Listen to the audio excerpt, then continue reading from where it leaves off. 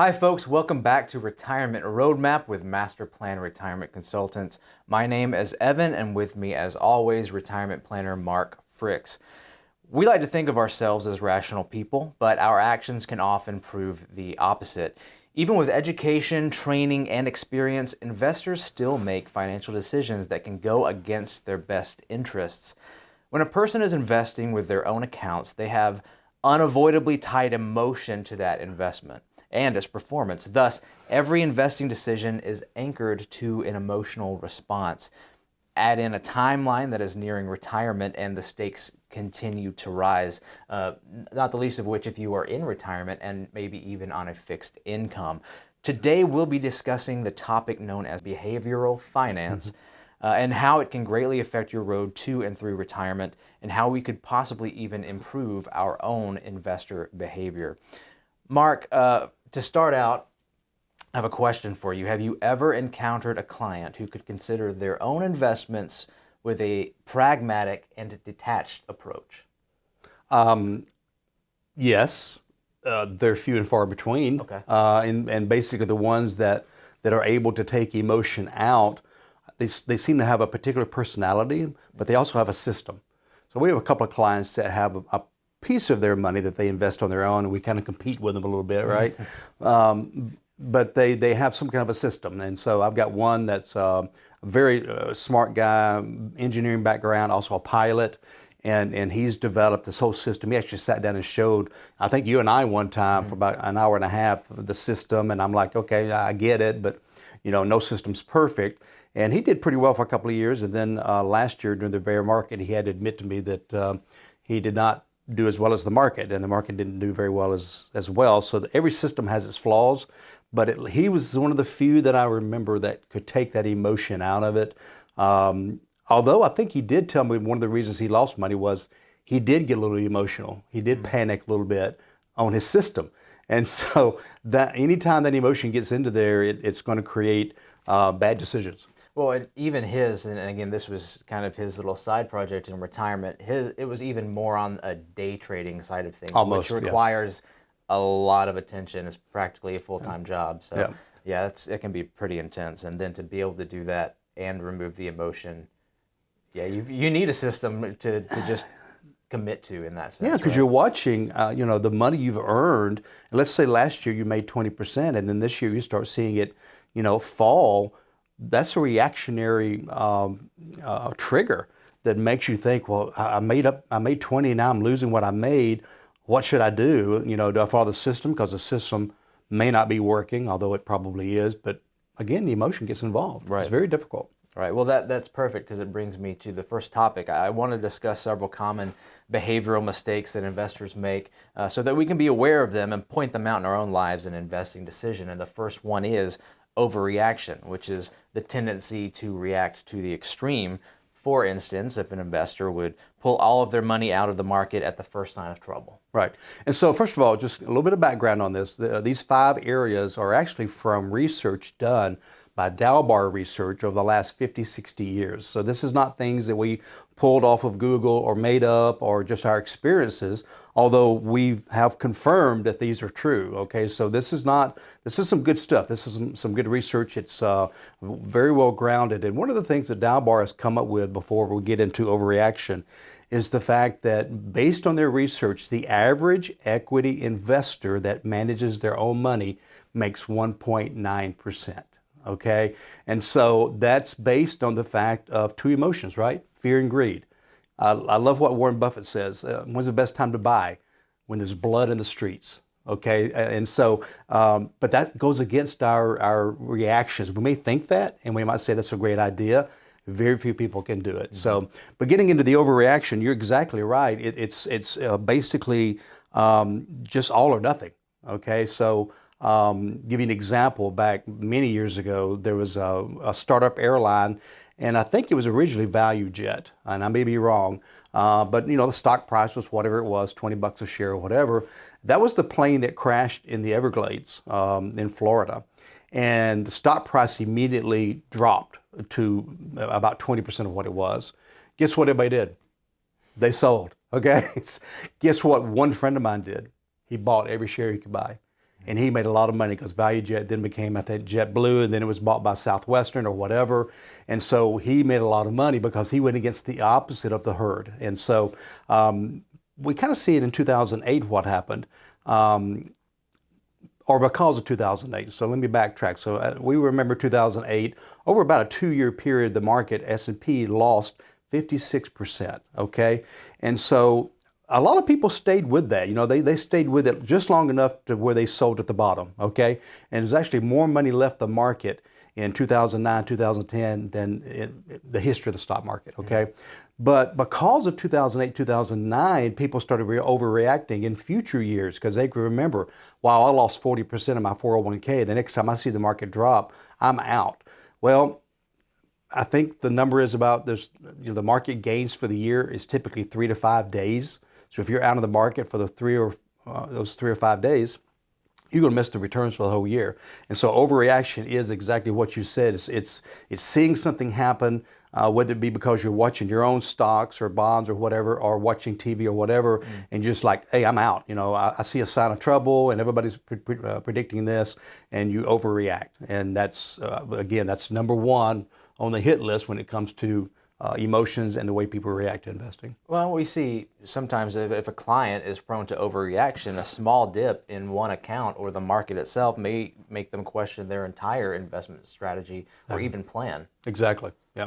Well, that's why we spend a lot of time with our clients because we invest money differently, as you know, Evan, and we've talked about this before on previous episodes. Is that we protect against down markets to a greater extent than most people do because of the way we position, whether it be hedging some of our dollars, whether it be protecting principal, things like that. And so we're prone to less dips in the market because as retirees, our clients can't afford huge dips. Right. And so they tend to be less fearful because they know that we've got a plan, we've got a long-range plan, and we're also there to kind of talk them off the ledge. I kind of joke around and say one of the reasons we're on the first floor of our building is in case we do jump out the window, we only have 3 feet to go, so we're good. Yeah. Overreaction's often a result of availability bias, overweighing easily available information. So one of the roles that we can take or an individual can take is filling the gaps of information. Maybe there's a huge headline that says something super negative about the market that day, and then they just want to get out. Well, let's look at it a little bit more closely. Let's also look at what you're actually invested in and how you're balanced in your overall plan. Exactly. Well said and well thought out for sure. So you mentioned a little bit of herding, following the herd, which is the average investor is most likely to follow other investors. Perhaps the most common example, as you kind of alluded to, is investors buying high when a particular stock is popular and selling low in a panic when things are moving the other way. Of course, we know if a stock is really popular, you're paying more for it. Perfect example is the tech bubble back in 98, 99, leading into 2000, is the higher the tech stocks went, the more people bought it. And so it's that, okay, my neighbor just told me he made 12% this year. I got to get in now. Well, that 12% has already happened. Is there another 12% ahead of us? Well, I got to get with the herd because they're all moving that way. So we're all going to buy tech. Well, that's called a bubble. And they're always going to burst. And so, you know, whether it be a housing bubble, I think the first bubble was the Dutch bulb bubble in the 1700s in Holland or something where, and it's a long story, I'm not going to get into it, but that was actually the first recorded bubble where everybody got involved in the same thing and it caused the price to collapse. And so following the herd can be very dangerous. And also the herd, they all have different reasons for their investing. They all have different timelines and that type of thing too. So just because everybody's buying a particular stock, that might be the good time to sell the stock, actually. Well, and to go back to the Warren Buffett quote that you mentioned earlier, it's exactly related to this. So I can't remember exactly how it goes. Is it when do you buy when there's blood in the streets or blood in the water? I can't, whatever it is, I can't remember. But that's exactly what it means. You know, when people when the market is down and everything looks like it's going, you know, everyone's got the doom and gloom perspective. That's when he's saying that's when I buy, and he has that anti-herd behavior. That's exactly what it is. Exactly. Yep. So how do we combat herding?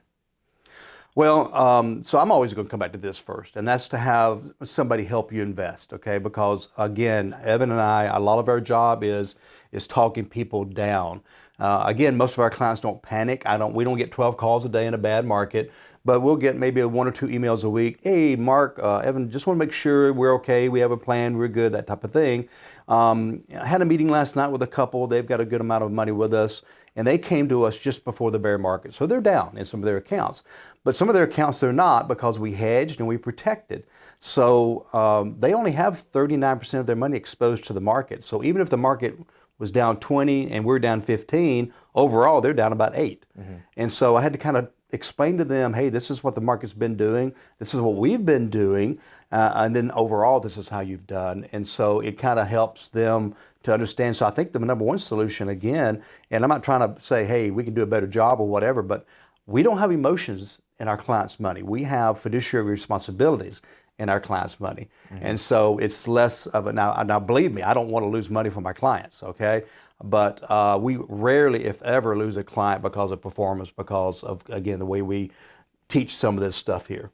Yeah. Well, and not only is it emotional response, but herding is psychological. We actually feel safety when we're part of the herd. But that's what herds are for, right? Exactly. And whether it be in Africa or on the Western Plains or whatever, the herd can help protect against attacks. And so you get in the middle of the herd, you feel safe, but not so much Well, here. and if a crowd is doing one thing, it's also hard to choose to be the outlier who makes a different decision. Maybe you don't want to be embarrassed, or you fear of making the wrong decision that no one else did. There's a lot tied into it. It's very difficult, really is. which is why you need an advisor or your own, your plan to go to. That's what all of our moms used to tell us.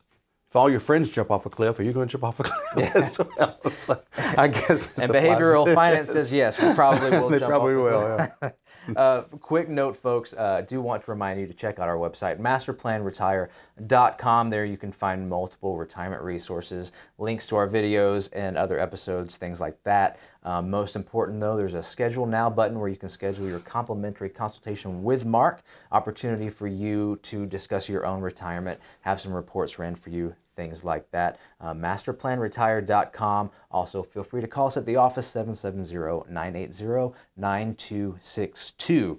The next point I want to discuss is focusing on short-term performance. Yeah, this is the tough one. Yeah. So if you want to walk through this one a little bit, what it means, and then I'll give you a couple of examples of that. Well, one, primarily, I think clients or investors in general, they tend to feel the weight of a loss in the moment way more than they appreciate a gain over a period of time.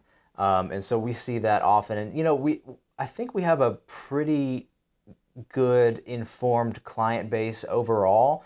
And I think that goes a little bit into our education of our clients. We try to teach them and help them understand exactly how their plan is laid out and walk along with them so that when there is a drop in the market, our phones aren't ringing off the hook with folks saying, hey, you gotta get me out, or anything else like that. I mean, they understand the plan, how we're allocated, and even our accounts that are in the market, how they're being managed, and how, what those specific strategies are for those individual accounts. So that helps. But we are constantly bombarded with the doom and gloom news. It's on our headlines. The media is we're just completely surrounded by it because that's what sells.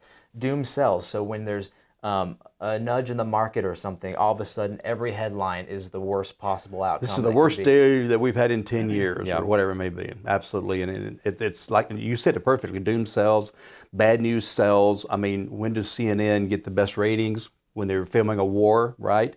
So bad stuff sells, And so number one, I think when it comes to social media and news, I just call it investor pornography. I mean, it's just junk. And their number one job is to sell airtime, ad time. And so how do you do that? You do that by getting more and more viewers and watchers. And even social media, I mean, a lot of my clients will get emails and they'll send them to me and say, is this really true? Are we really going to this kind of a system? Are we doing? And I'll go back and say, no, they're trying to sell you a newsletter. They're trying to get you to subscribe to something. Or just click on it. Or just click on it. Yeah, exactly. And so you just have to be really careful. And one of the stories I talk about when it comes to short-term performance is let's say you're going to run a marathon. What is that, 26.6 or 26.4 miles, whatever it is, further than I can walk for sure. So long-term investing is 26 miles, right?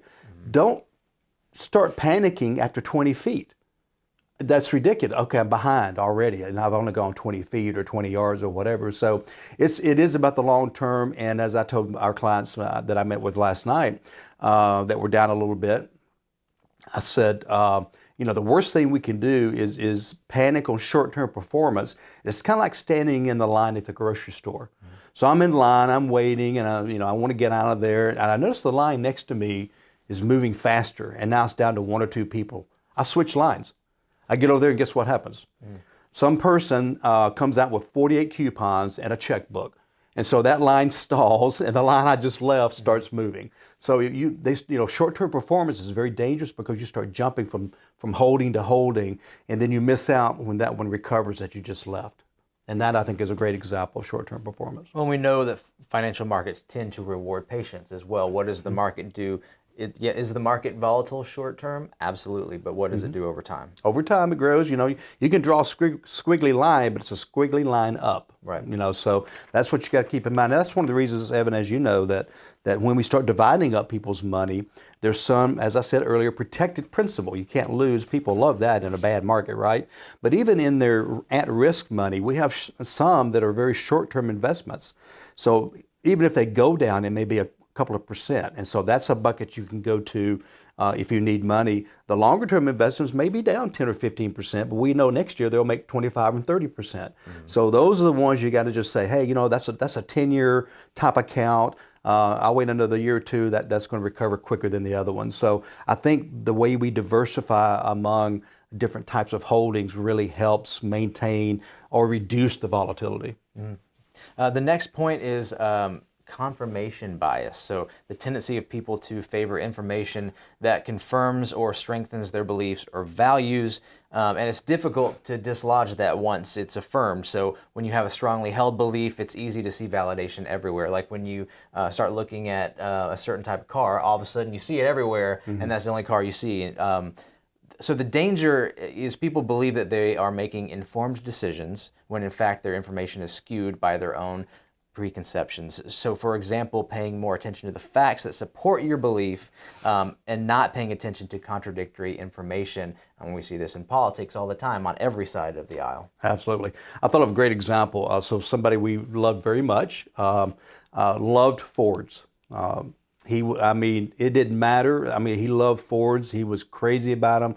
There was not a better car in the world. Right. And so if you're driving down the road and he saw a Chevrolet broken down, he'd notice that, right? Because that confirmed his bias, right? But if he saw a Ford, he didn't see the Ford. Okay, so I think that's a good example of confirmation bias. See, I was right. That car's better because that other kind of car is broken down or whatever. And so it's just say whatever I skew toward or believe in more or like more, anything I see that's negative toward it, I'm going to miss. Whatever confirms it, I'm going to pay attention. And again, social media can be very dangerous with that as well. You only subscribe on Facebook or whatever to the sites that agree with you. And they continue to confirm what you think is right. And, not everybody can be right. Right? Well, it's as far as an investor perspective, maybe it's, you see a price of a stock today, and so you think that stock is doing really great. Maybe it's got a really high price that day, but you're ignoring the actual underlying value of the company that owns the stock or something else like that. Exactly. It's very common, very common. So the next point, the last point we're going to discuss as we're kind of winding down on time is anchoring, which is a subconscious use of irrelevant information such as the purchase price of a security as a fixed reference point or anchor for making future decisions about that security. So an investor may think a stock should reach a certain price before selling it. Perhaps they purchased at a price and maybe it's not doing so well, and so they refuse to get rid of it until they hit a certain price that they have in their head that they've anchored to before they're selling it. When in fact it's generally an irrational bias towards an arbitrary figure? Yeah, a lot of times it's based on what they paid for it. So let's say I bought a share of Home Depot for, $200, okay? And I say I will sell it when it hits 250. Well, what's that based on? It's based on nothing. I mean, typically you don't go back and research and say, hey, these analysts think that this Home Depot is going to grow another 20% this year. The economy is doing this or whatever. It's just kind of, okay, if I can make 20%, that's when I'll sell. And it'll reach maybe 45, and then it pulls back again. And so now they're stuck with it, and then it drops below what they paid for it, and then they panic and sell it. Right, and so it's very much it's irrelevant as far as what they typically will come up with. It's just a price point that's stuck out there, and it can happen with housing, and it can happen with anything, but you certainly see it with investing a lot, and it's just not. There's no basis behind the thought pattern of why are you selling at this point, and so it's probably one of the more dangerous ones of all of these, because it's just, again, arbitrary. Yeah. And it's, whereas, as our investing is all computer based, actively managed. And so we're going by algorithms, trends, economic trends. It's all built into the stock market history of these computer programs. And so there's no emotional bias. It's simply, hey, this stock we think is topped out. Now, it's not perfect, but there's no emotion in it. And it is saying, hey, and if it climbs a little bit more, well, we missed out on a little bit of gain. If it falls a little bit before we sell it, okay, but we're not going to say, okay, $50 a share, we're selling type of thing. There's nothing behind that. Well, maybe you were waiting on a particular investment to get back to your original price point. That's another one. And then, but you have to consider you're anchoring to that price point when, in fact, maybe you bought it when it was way overvalued, but consider the opportunity cost between waiting for it to get to this arbitrary number again, or perhaps moving to another investment that might be doing much better. So as we're winding down, just how do we, first of all, some of these behavioral finance topics and points, how do we see those in ourselves and approach those from an investor's perspective? It's really tough for an individual investor to really realize this. I mean, most of us are not very good at fighting these emotions. Really, there's only two emotions in investing: fear and greed. And so when we're greedy, we tend to buy more than we should at a higher price. When we're afraid or fearful, we tend to sell quicker than we should. And some people wait, to the very last minute. Like I said, in 2008, 2009, most of the selling occurred at the lowest point of the market. And some of those people took 8, 10, 12 years to get back into the market. They were so devastated because they sold so low that they were like, I'm never going to the market again. And they missed out on... You missed out on the rally. A very high percentage since 2009, 2010, 2011. And so, it's almost like an Armageddon thinking for some folks, like the market's never going to come back. No, that's not true. And I think people also kind of anchor in what's happening today. If today's bad, it's always going to be bad. If today's good, it's always going to be good. And so that's another part of that anchoring and part of the psychological part of investing. So like we said earlier, I think having actively managed money and somebody else help you with that to help talk you down and pull away some of those emotions so that people can think along the right tracks of, hey, this is what we're trying to accomplish. We have a plan. I'm not going to change it because of a bad week or month. Realigning your focus to your plan and your strategy. Perfect. Yep. Folks, thank you so much for joining us today. I want to remind you to check out our website, MasterPlanRetire.com, where you can schedule your complimentary consultation with Mark. Again, multiple retirement resources, other episodes as well. Check that out. Our office number is 770-980-9262. Mark, any parting words? Just real quickly, we're running out of time. Our website is full of resources. Make sure you check it out, bookmark it. But until we see each other again, remember, plan well and prosper. Take care.